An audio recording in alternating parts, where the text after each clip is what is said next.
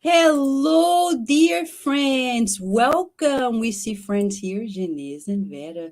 Welcome. Keep joining, friends, because today we have a most special session. It's Life in Two Worlds with Andre Luiz. What a blessing for us. We received these illuminated messages by Andre Luiz through the hands of Chico Xavier in several books, from Nosso Lar to Life Goes On and many more. And it gives us clear guidance, clear visuals, so we can transform our lives, feel like we're spirits temporarily on earth. We know it's not simple, but that's the fun of life. In the complexities of life, we find the simplicity of loving, which is the ultimate feeling, right? We've studied that on Friday with our friends Leon Denis in his book, The Problem of Life and Destiny, inviting us to this exercise of the heart, which is the ultimate goal of life. Right, Sol, Slavik, Tati?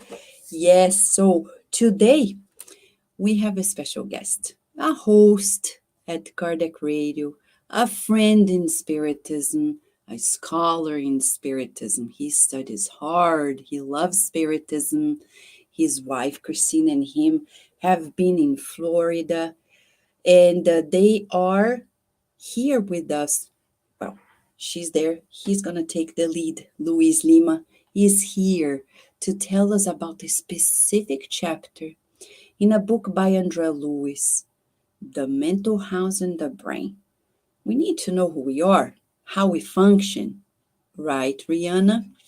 But to begin, John DeRosa is here, prepared to lead us into this therapeutic session. It's not only about instructions, because the good spirits take advantage that we're focused, that we're in a different mindset, and they come to our homes, they help our loved ones. All we need to do is to absorb and find the new instruction for new habits. Let us invite John DeRosa for this moment of therapy together. Right, John? Yes. Good. Well, it's still the morning. Good day to everyone. Today, the reading comes from one of my favorite books, The Way, the Truth, and the Life. Emmanuel has written chapter 113 entitled Do Not Forget. The New Testament quote that he has is from John chapter 12, verse 11. Because of him, Lazarus, that is, many of the Jews were defecting and putting their faith in Jesus. Emmanuel then goes on to write, the Gospel of John states that many people were going to Bethany in search of the Master, not only to get a look at him personally, but also to see Lazarus, who had been taken from the tomb. In doing this, many of them ended up being transformed, thus angering the Pharisees. This remembrance by the apostle is invaluable. The situation today is exactly the same, however. The soul that turns to Christ has almost always been resuscitated by his love, thus escaping the darkness of the intellectual nightmares that cause the death of the sentiments. Many people are dead, buried in graves of indifference, selfishness, and denial. Like Lazarus, when a person has the fortune of being touched by Christ, everyone becomes curious about his or her attitudes. They all want to know in what ways he or she has changed. Therefore, if Jesus has blessed you, if the Lord has raised you up from the dust of the earth to the knowledge of life eternal, then remember that most of your friends may have some knowledge of the Master, but they are not yet ready to understand him fully. Like Lazarus, you will be a point of direct observation for all of them. They will only begin to receive the clarity of true faith through you and acknowledge the power of Jesus due to your transformation. Thus, if you have been called by the Lord of life, it is up to you to either to remain in the tomb of death or to be raised for the edification of those around you. Thank you, John. And now we invite you to join us in a prayer. Let us not forget that prayer is this togetherness amongst ourselves as we communicate together with God. It's a collective prayer, and it functions as a collective feeling and thought, communicating with God, and also a two-way road, feeling the presence. So let us do this together.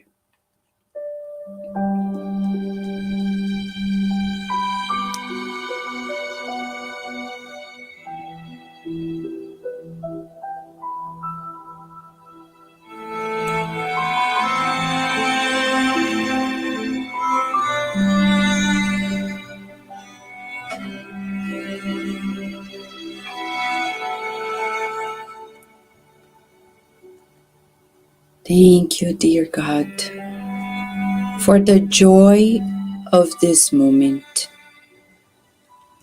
You are so good to us that in spite of decisions of the past, you grant us a new moment all the time, a new beginning, always a good opportunity, and we take the opportunity to study together, to practice good thoughts and good feelings, assessing the inner recesses of our soul, kindly working upon emotions that need to be sublimated, thoughts that need to be substituted by kindness, compassion, charity, harmony. We feel your loving providence in our heartbeat at each breath, in the joy of being together. And we would like that this feeling, sublime as it is, be spread out to all of our loved ones into realms, to all those who also do not consider ourselves as their friends. We offer them a flower of reconciliation, and we visualize healing baskets being delivered to everyone who is here with us, live or on demand, and especially to those who request prayers and spiritual treatments at the Spiritist Society of Virginia and Cardiac Radio. As we absorb the loving molecules sent our way, we ask for your protection and guidance. Much inspiration, especially to our friend Luis Lima, as we are open to learn the new and to absorb new insights for new habits. Thank you, God, and so be it.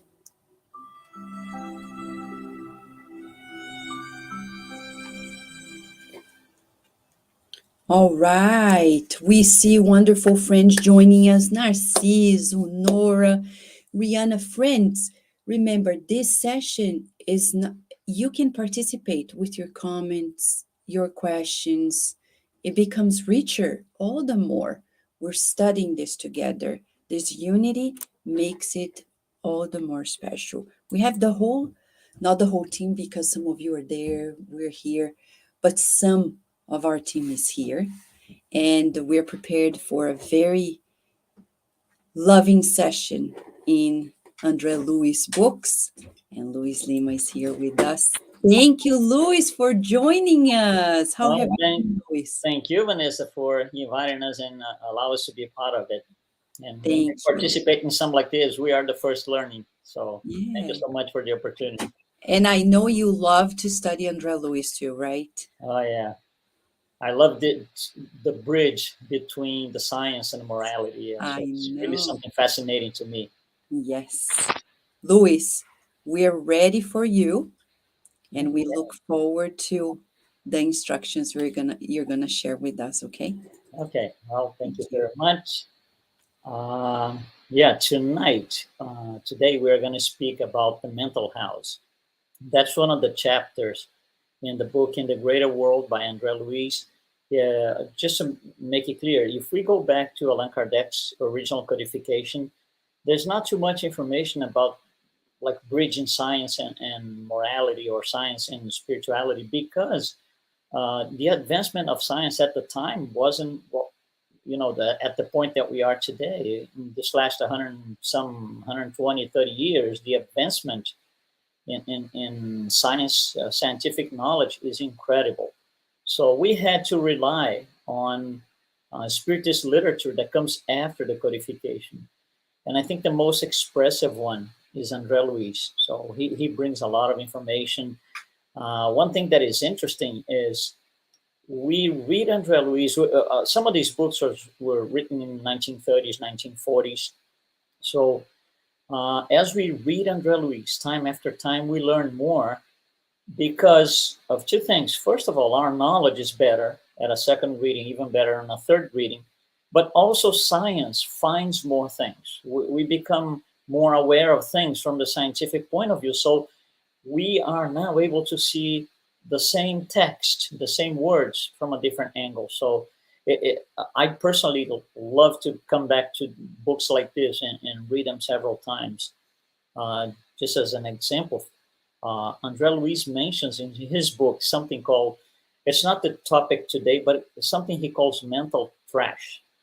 And we couldn't understand what mental trash really was until maybe the 2000s, in 2005, where studies on Alzheimer's and dementia became more clear with more visibility. So anyhow, I think I just love to bridge out this subject.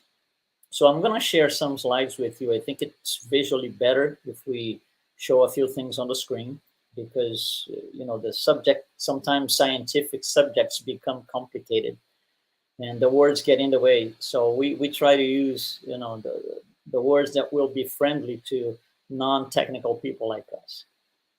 Okay, so here we go. Science has always been puzzled by the evolution of the brain.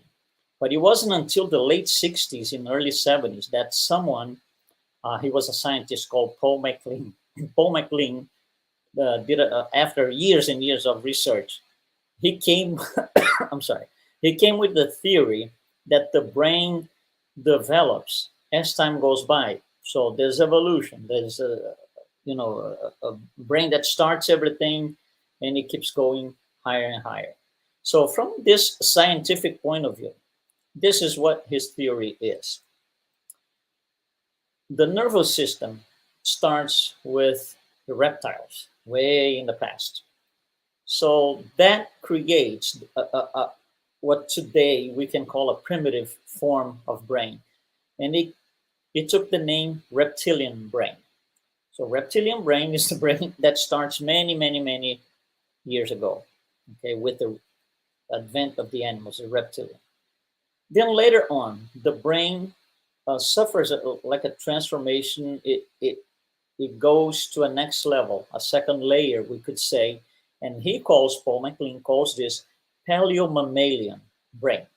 So at this point, the animals have a more concise brain than before. They can do more things because a second layer was added.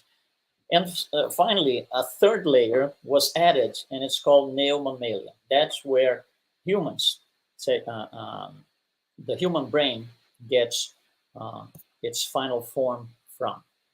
So, according to him and a lot of scientists, it's the most widely accepted theory in science. So, according to him, we as humans have our brain in three layers. We don't have three brains. We have one brain and three layers. This theory became known as the triune brain. Triune brain. Okay, that's science. So we have that knowledge from science, and then we go to Andre Luiz. Let's see how it lines up with the scientific idea of a triune brain. So Andre Luiz in the book, in the greater world, he's going to give us three layers as well. And he says, well, we have what we call the primitive brain, which is the nervous system itself. So the primitive brain plugs into the nervous system, which goes in line with what Paul MacLean used to say. Then Andre Luiz says we have a second layer, and he calls that the intermediate zone. That's with when the neocortex comes in place. So animals with primitive brain or reptilian brain do not have neocortex. So their level of intelligence is very low. It's basically instinct. We're going to talk about this in a minute. And Andre Luiz says there's a third layer, which are the frontal lobes. And the frontal lobes are responsible for, they make the difference between being human and being an animal in terms of brain. Now, with these studies of science, this thinking, a lot of scientists are still dealing with this and working and trying to understand better. So with time, we had to make a small adjustment to the table because we figured that what originally Paul MacLean called the neomammalian brain includes neocortex. So we had to kind of make this adjustment. We're just trying to line up and show that what Andre Luiz is telling us and is displaying is exactly what science says. They go in line together. And then Andre Luiz says, okay, so if we go to the next level, let's start analyzing these three layers, what they are there for, because they do different things, right? So he says, if we look at what's in these layers, we start to, go into a route that will take us to several interesting, very interesting conclusions. So in the first layer, the reptilian brain, primitive brain, that's where everything instinct-based is, right? Reptilian is the animal brain. The gazelle is there. The lion comes after. The gazelle just runs. That's pure instinct, nothing else. So for us humans, that is used still for instinct. We act based on instinct in several situations. For example, if you hear a loud noise near you, the idea is to run without thinking. First to run, then you're going to look at the situation. Oh, okay, that was this. But it's pure instinct. So we still have the reptilian brain. You see, one brain, frontal lobes do not replace intermediate zone, which does not replace the primitive brain. It adds to it. There are three layers. So in the bottom here, we have everything that is instinct-based, daily activities, things that we don't have to put a strategy for. Example, if you eat something, digestion is taking place and you're not concerned about it. You don't have to say, hey, stop, don't talk to me because I'm digesting, I just ate. There is no such a thing. Same for heartbeat, same for, the basic functions of daily life. So all of those things happen under control of a primitive brain. There's no strategy, nothing like this. Very, very, very basic. That's what the primitive brain holds. And then he says the next level, which is the intermediate zone, what is it there for? It's there for us to live today, right now. For example, what am I doing here? Oh, I'm talking to some people. I'm using my computer.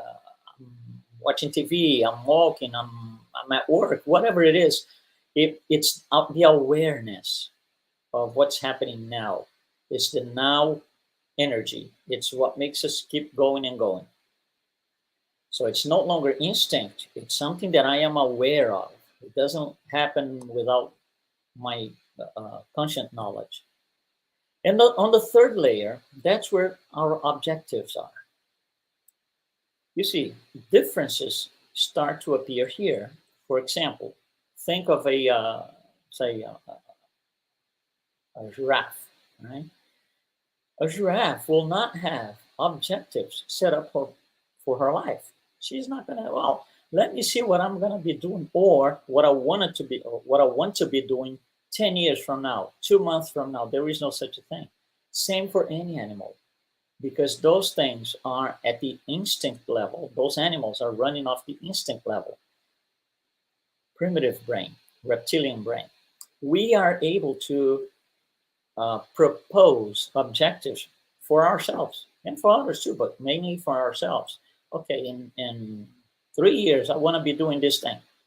If it's going to happen or no, it's not the question, but I am able to propose to myself a list of objectives, things that I want to do. Animals can't do that.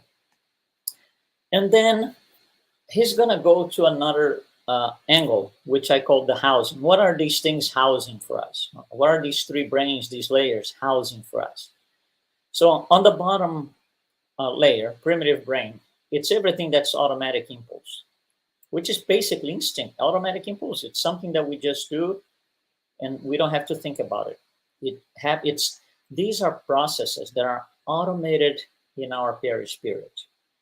And I gave you one, for example, heartbeat. It's automated in a perispirit. I don't have to think about it. I don't have to put a strategy. I don't have to stop. I don't have to be at the moment. I say, you can't talk to me because my heart's beating.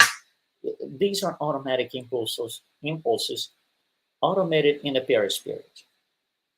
On the next level here, which is the moment now, it houses the current acquisitions. That's when we become aware of what we're doing, what we have.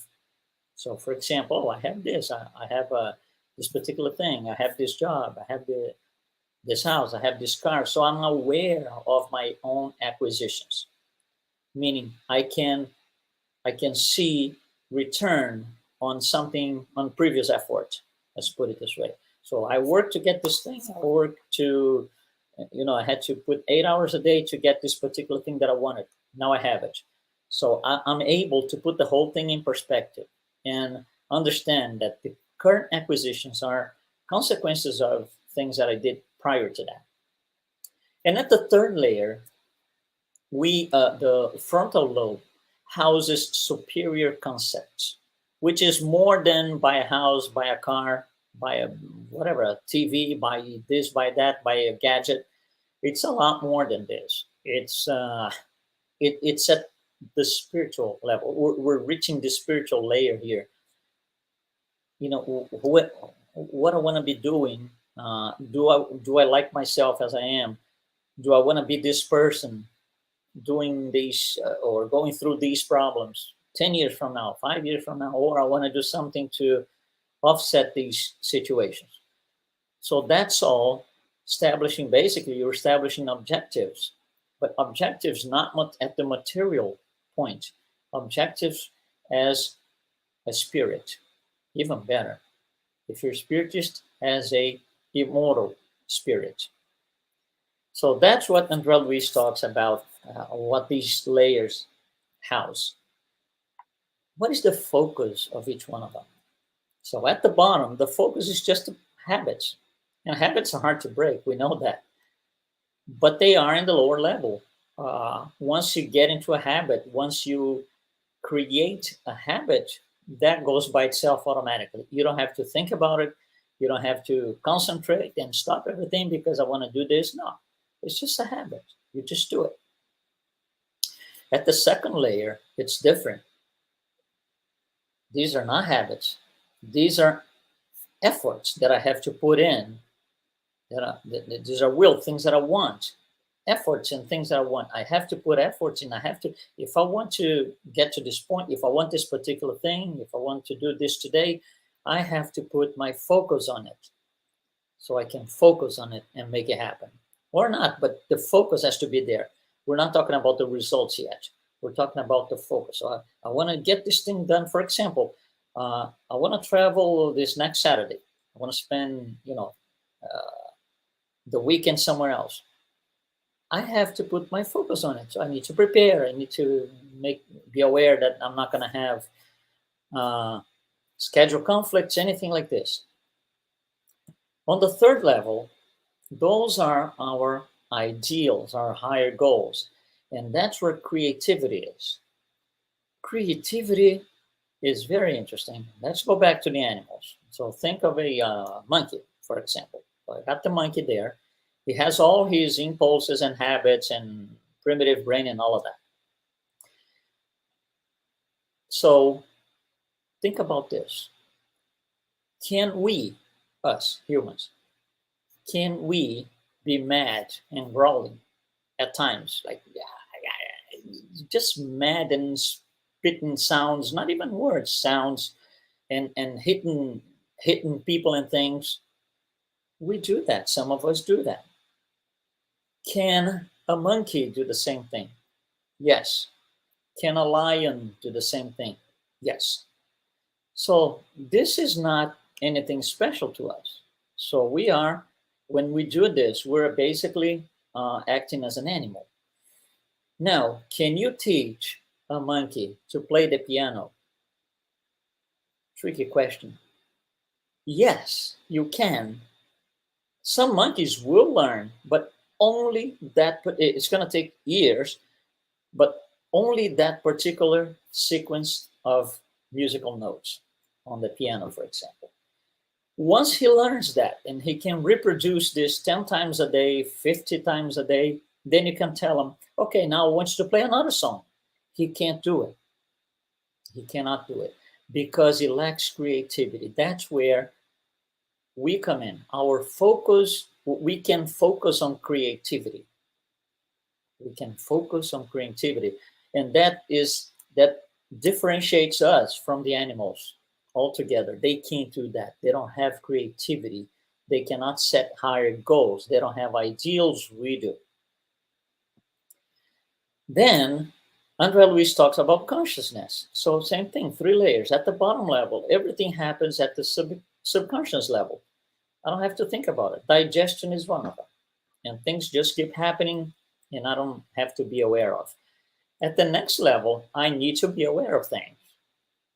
I need to be aware that I'm doing this, that I want to do this, and there's awareness there. And at the third level, it's called supraconscious. That's where the spirit is, right? That's where the spirit is. So we are at this higher self. And again, animals don't get to that level. We do. It doesn't matter that we do all the time, that we use the knowledge all the time, but we are able and capable of. And finally, he puts the whole thing in a timeline. And it's very interesting. That struck me when I first was studying this many, many years ago.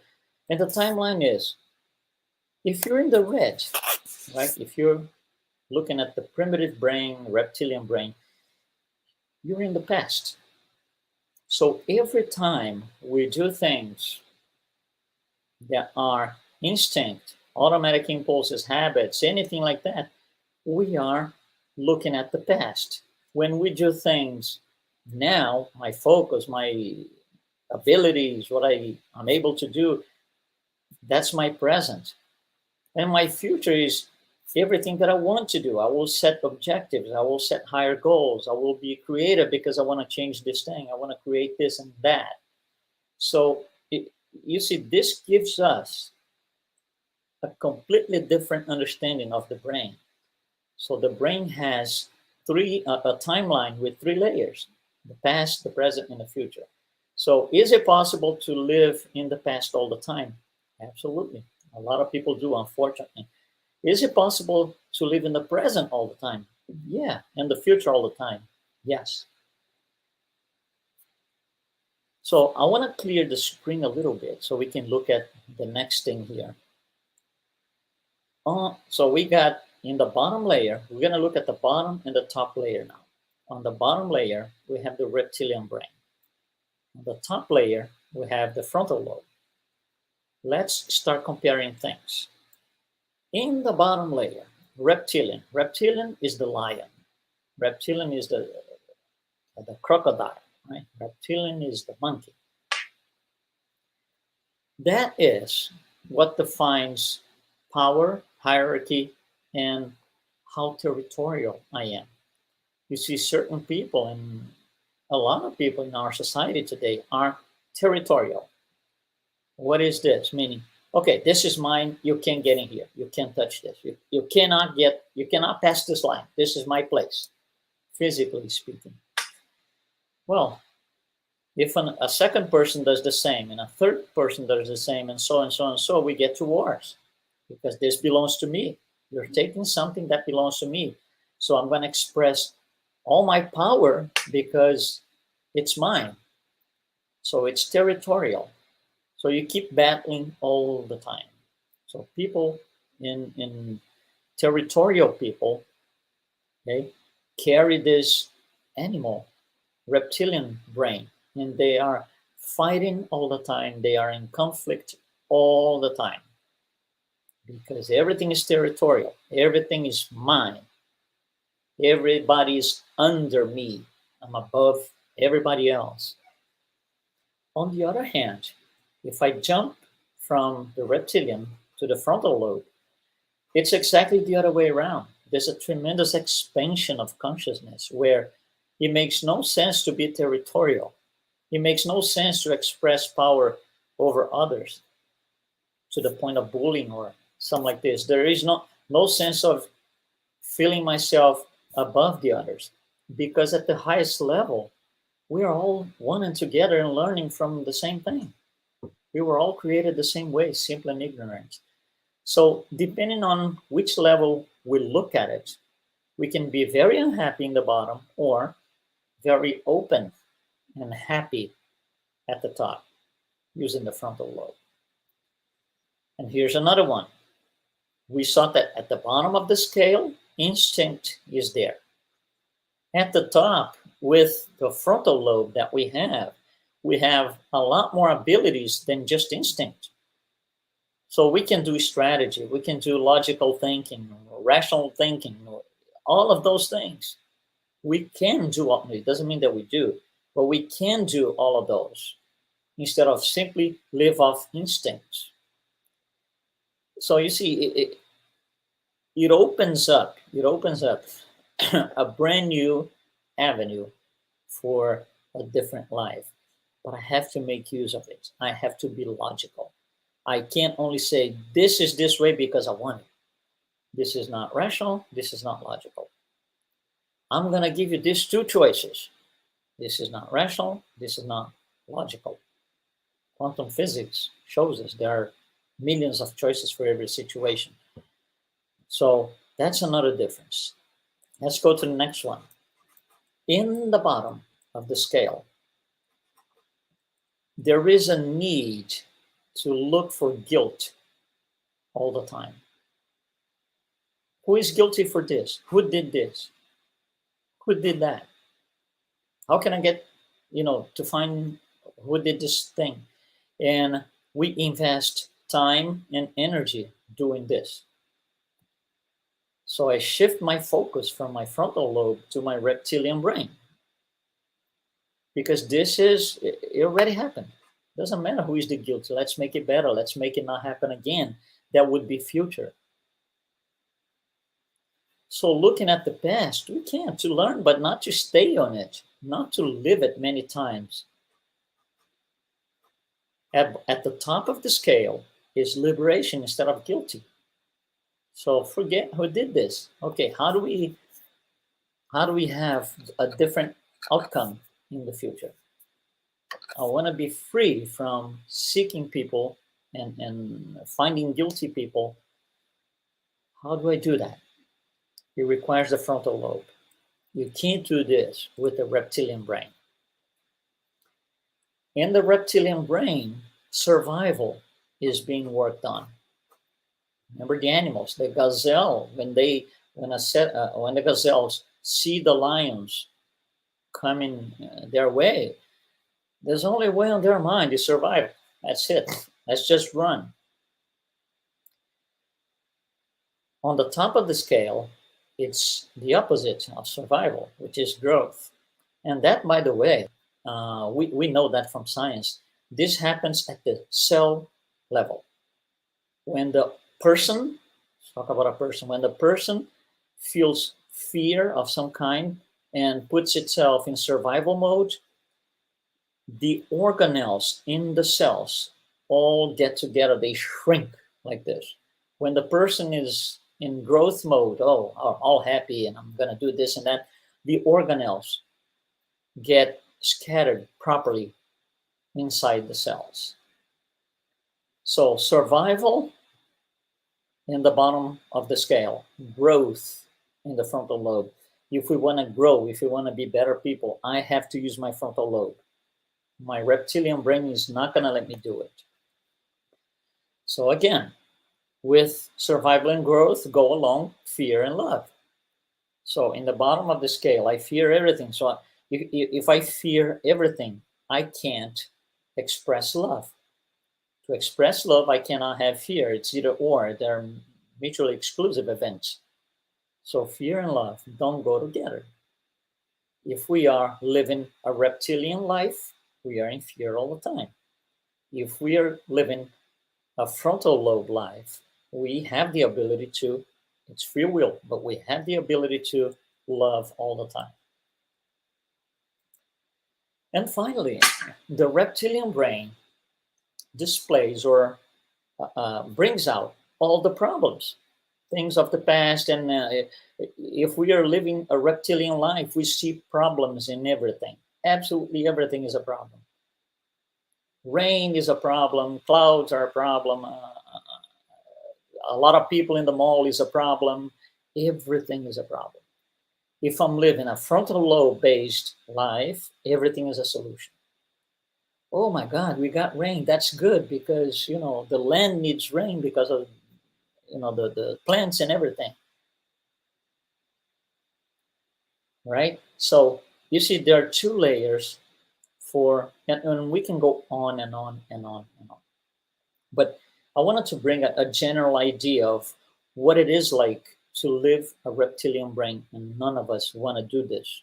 A lot of us in humanity, not in spiritism necessarily, a lot of us humans still live a very reptilian life, which brings another condition, another situation, which is we were given this frontal lobe by God's mercy. It's there for us to use. And I'm refusing to use a gift from God. That can't be good. It can't be good. You get something from God and you're just like, I don't want this thing. It can't be good. So we better use and make good use of our frontal lobe by addressing things from the higher realms, not from the animal point of view, not from a reptilian point of view, where everything is wrong, everything is, and that's why I use these colors. Reptilian life, everything is red. Everything is a problem. Frontal lobe life, in green, everything is a go, everything is okay, everything is nice, everybody is happy, and so and so and so. So I wanted to bring this to you. We can, discuss a little bit now, but that's the general idea that I wanted to bring. And here's one interesting phrase that summarizes all of these things. The brain is the sacred organ of the mind's manifestation. So the mind is above the brain, sending commands to the brain in a journey from the primitive animality to human spirituality. So we could say that the brain is a sacred organ of the mind's manifestation that takes us, right, from reptilian life to frontal lobe life. So I wanted to hear if you have any comments, if you have any suggestions, additions, questions, or we would like to address them if possible, if we have time.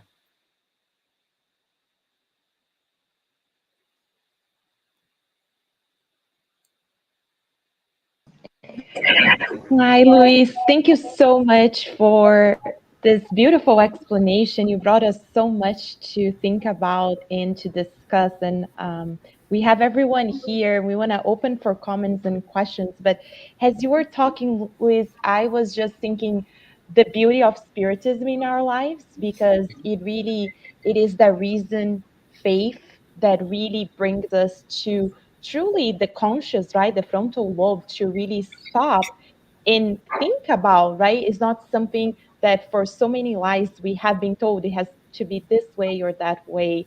So to see you breaking that down so clearly, it was so beautiful. And um, Luis, I was here trying to think, as we live in a society right now, and you talk about fear, because with the pandemic we hear so much, right? This fear that is taking over.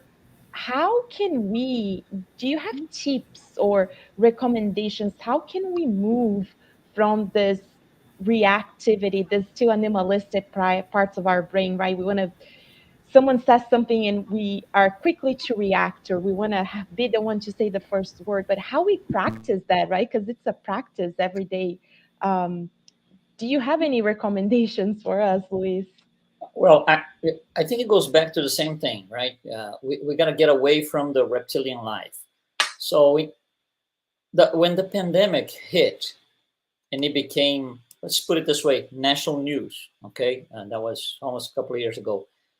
A tremendous fear came over the population, everybody, because it was uncertain and what's going to happen and so and so, and science was trying to discover. And so yes, I think a lot of us had that feeling of fear. Oh my God, I don't know what's going to happen. But you see, so you're focused on the problem, right? Focus on the solution is, what is this bringing to us? And then the solution appears probably about, the solution view appears probably about 6 months after, where us spiritists start saying, yeah, really, that's interesting. We needed that because now we are able to, come close to each other. We have us in spiritism. We would never be doing this that we're doing now if everything was physical presence without any pandemic. We wouldn't be talking live with people in other countries, continents, expressing, the words of Jesus and all of that. We wouldn't be able to be doing this. So there's a motive. That's the solution. The solution is to get away from the materialistic Black Friday. Black Friday changed, right? Black Friday changed. Companies had to reinvent themselves. It's easier now to expand their workforce in certain segments of the industry. So you have more jobs available because you don't have to be living 5 minutes from the workplace. You can be living across the country in certain situations. So yeah, when you look at the solution, the fear goes away. So it's overall getting better, but we can only see, and I think I say this all the time, it's easy, it's hard to see this if you look at that situation as a person. As a person means your life ends in whatever, 90 years or whatever. Now, if you look at this as an immortal spirit, that's a completely different perspective. What is this bringing for me 3 lives or 3 generations down when I incarnate again? It's going to be better because there was a tremendous transformation. It just happened that transformation started when I was incarnated here. So you see, we got to move from the whining and complaining, living a reptilian life, to use the frontal lobe, and that's where creativity comes from. And creativity is connected up there. Louis, you pointed out such a beautiful factor that we in Spiritism always talk about, and that is always finding the good in the so-called not so good. And Right.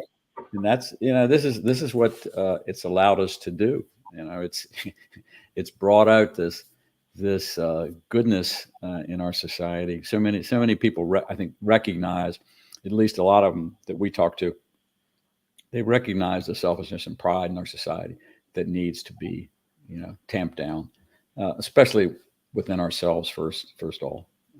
But it really demonstrates finding the good in even the thing that appears to be a difficulty with this Yeah, life.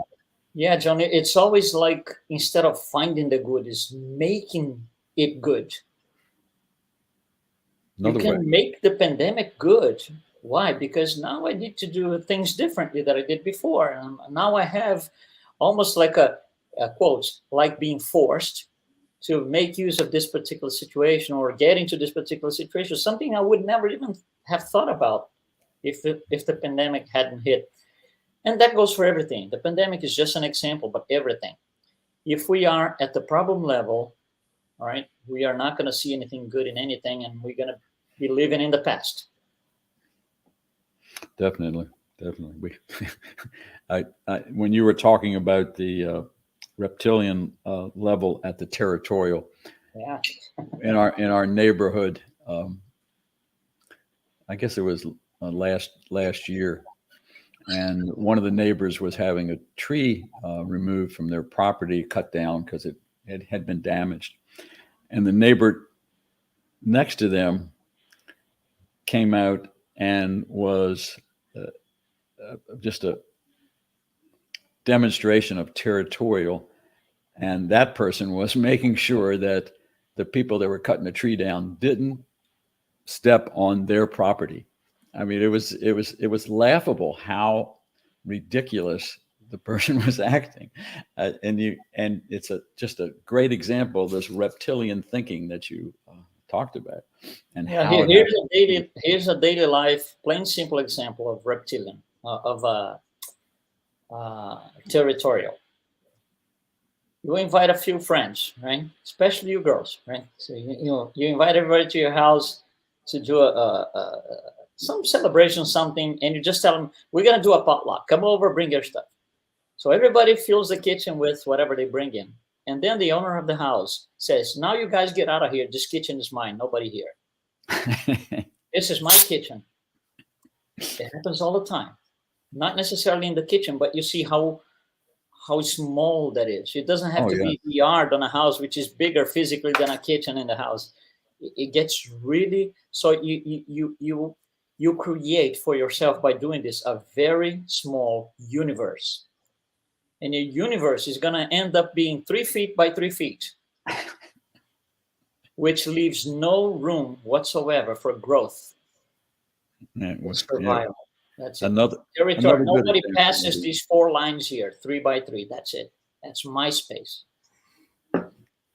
It's a great example because without tainting somebody I love, I get that sometime in the kitchen with I'm fixing the food. Goodbye. See you later. It's a minor. It's very minor between the spouses, but it exists at It could times. happen. Yeah, yeah. Yeah. And you see, we don't usually notice because it's a habit. Doing this is such a habit that we don't notice that we're doing it. Right. And I like that from Leah. No more reptilian think. Yeah.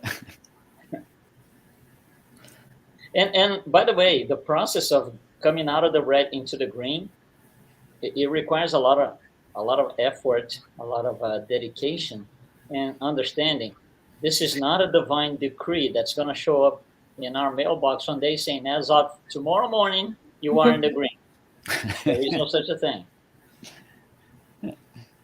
Yes, Luis, your explanation helped us understand why Master Jesus invited all of us to love one another and instruct one another. Thanks to your explanation, now we understand why it is so important for us to learn the new every day and to study every day, to expand our minds, stimulate the frontal lobe, and as Leah Smith told us, get away from the reptilian mode of thinking.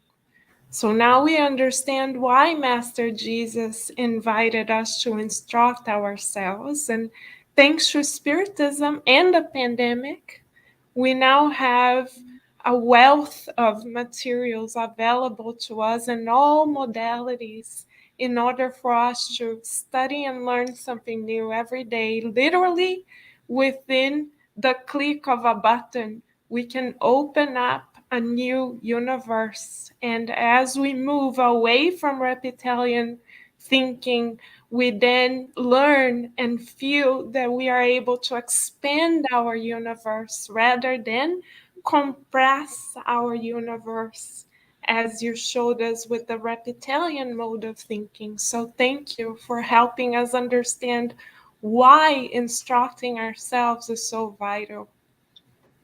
Well, thank you. And I wanted to add something to what you're saying. If you're in the red, you got a bunch of enemies. If you're in the green, you have a lot of room to grow, a lot of potentialities. If you're in the red, everybody's an enemy. Mhm. Right? If you're in the green, you know, frontal lobe, you know that the enemy is within. Same for revolt and gratitude. If you're in the red, you revolt about everything, every situation, everything is wrong, God is this, God is that. That's revolt. If you're in the green, everything you're grateful for. Thank you, Luis. You're right.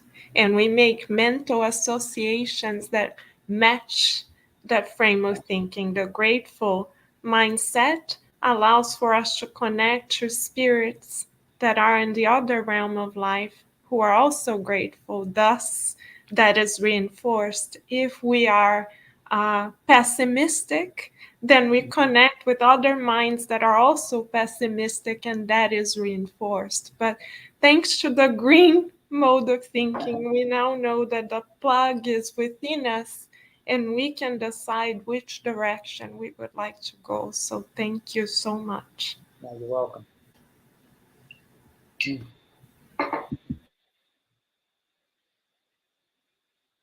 Anything else? Anybody else? Luis, we do have a question here from Narciso, and he is asking, aside from our reference book from today, what other spirits book or scientific research that you would recommend if people want to learn more or study more about the brain, about our conscious? Yeah, if you Google triune brain, you're going to get a lot of results, which are people talking about, as we said in the beginning, the original theory from Paul MacLean and scientific knowledge that came after that. So the scientific community embraces today a theory that's slightly modified from the original Paul MacLean's theory. But yeah, it will give us a very interesting perspective, scientific perspective on the layers of the brain. And then when we put this together with, especially this particular book, Evolution in Two Worlds, also Andre Luiz, is another book.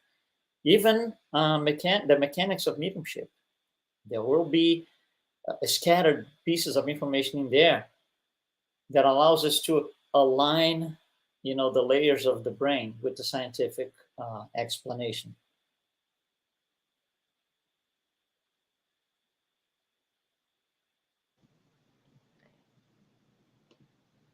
And one more question, Luis, and I know you already referred to this, but any final tips for us to do more of this frontal lobe thinking? Frontal lobe is about creativity, okay? Mm-hmm. So this is personal opinion. We need to be able to watch ourselves and catch ourselves doing the same thing. Because when I catch I did this last week, I'm doing it again. That is a red flag that from last week to this week, I did not use my frontal lobe. I did not have any creativity because I'm doing the same thing. So what have I been doing the same way, the exactly 100% same way in the last 10 years? this, say A. So A is a problem for me because I'm not growing, I'm in fear. For A, I need to be creative on how to get away from A to the next level. What else? B, what else? C. And we start kind of catching ourselves in situations that we have been doing the same thing for 10 years, 5 years, and so on. And those are the red flags. Those are the ones we need to focus on the game. Those are the ones I need creativity. And creativity, one thing that helps creativity is knowledge like this. Louis, you make me laugh because that's something that drives a lot of people crazy. Something simple, mundane. We buy dog food, and it's frozen dog food. And over the years of getting the dog food and opening it up, I have changed the way I do it.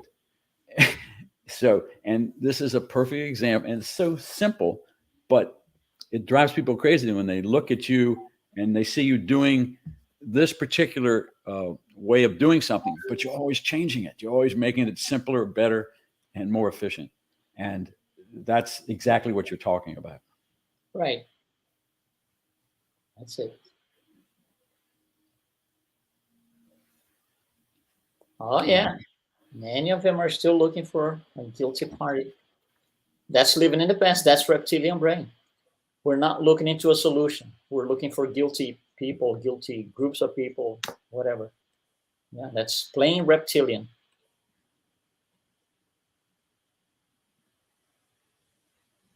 Yeah.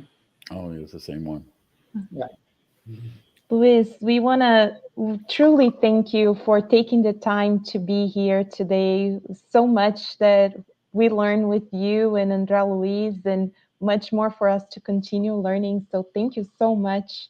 And the good exercises that you provide us, the tips. So we appreciate it. Are there any other comments and questions from our team here? And thank you for everyone who is here with us, who is joining with the comments and questions too. No, just a big thanks. It's a wonderful presentation. Oh, thanks so much. Thank you.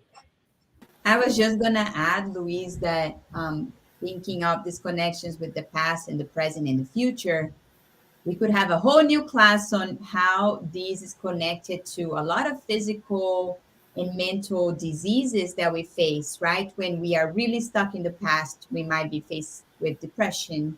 And when we're really stuck in the future, then we're having panic attacks and anxiety.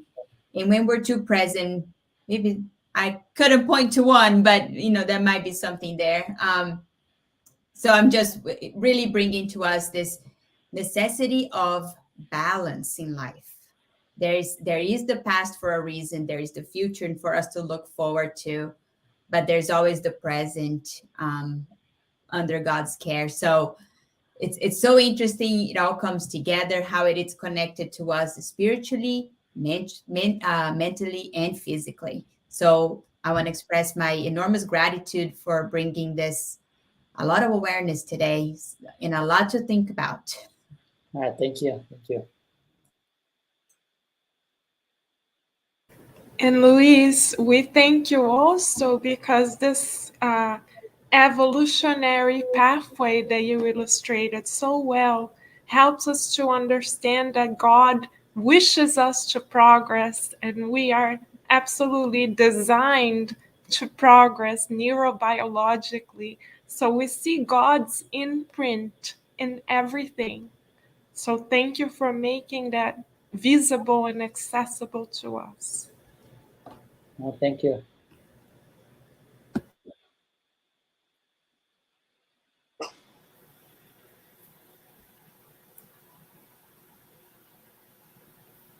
So with that, Luis, we want to thank you one more time, and we're going to invite everyone to our final passes in the prayer with our dear Luciana. And friends, let us remember that don't go away yet. This is the final treatment for us, all of us this morning. So stay with us, because this is key to help ourselves, our family members, and all those connected with us. So Lu, we are all yours. All right, so let us close our eyes, dear friends. And let these teachings that we receive today permeate our hearts, our brain, making the connection with our spiritual being, elevating ourselves in a vibration of our Creator, and letting those instincts that ground us being easily dissolved so that we can faster progress in this reincarnation. Visualizing ourselves connecting with Master Jesus, the doctors of all doctors, healing our spiritual body, healing ourselves, open up our spiritual being to the new, aligning our chakras so that we can heal and evolve with the teachings that our Creator is presenting to us daily.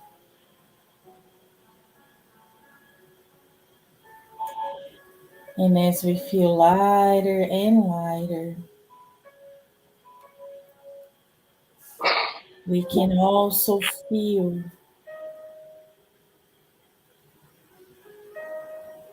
that all that we need is being showering upon us, spiritually speaking and healing us.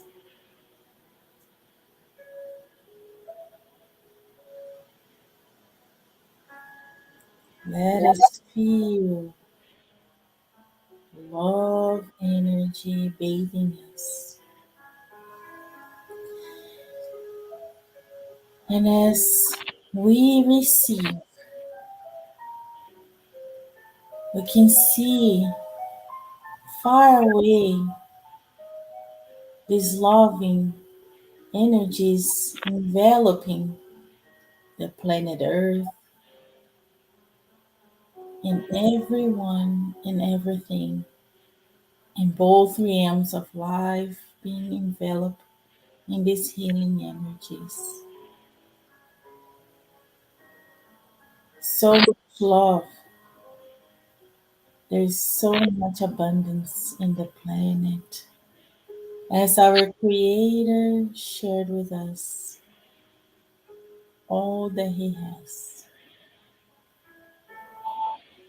And as we stay visualizing the planet being healed, receiving the blessings prepared for us today, with gratitude in our hearts, we thank the mentors of Kardec Radio, of the Spirit Society of Virginia, for bringing us together today in order to learn new teachings, learning new pathways, and receiving new tips to how we can transform our life in this moment, in this time.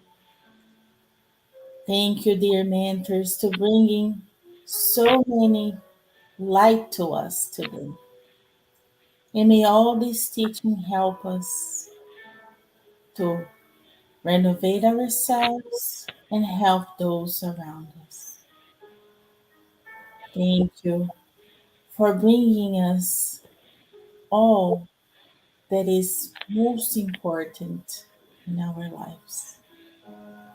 And we pray, dear Father, for all our brothers and sisters in greater need than us, the ones in hospitals, the ones that feel abandoned. May they feel this love vibration reaching to them. And with your love and your care, we ask the permission to close these therapeutic moments of today. And so be it.